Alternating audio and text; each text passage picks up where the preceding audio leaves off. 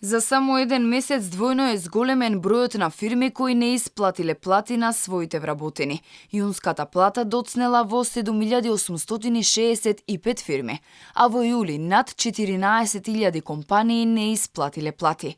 Продлабочувањето на кризата на терен се чувствува најмногу. За месец јуни 2022 година, обврска за поднесување на месечна пресметка за интегрирана наплата имале вкупно 68.718 работодавачи. Од нив до 23.8.2022 година 7.865 работодавачи имаат неподнесени, неприфатени и неплатени пресметки. Минатата година за месец јуни бројот на фирми кои не исплатиле плати бил помал, што укажува на тоа дека оваа година кризата е далеку потешка и фирмите поради мала ликвидност не можат да исплатат плати на вработените.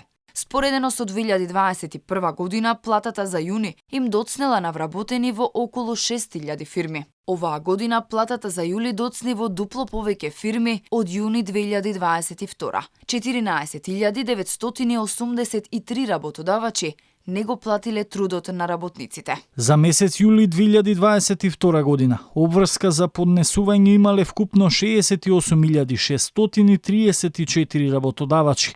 Од нив 14.983 работодавачи имаат неподнесени, неприфатени и неплатени пресметки.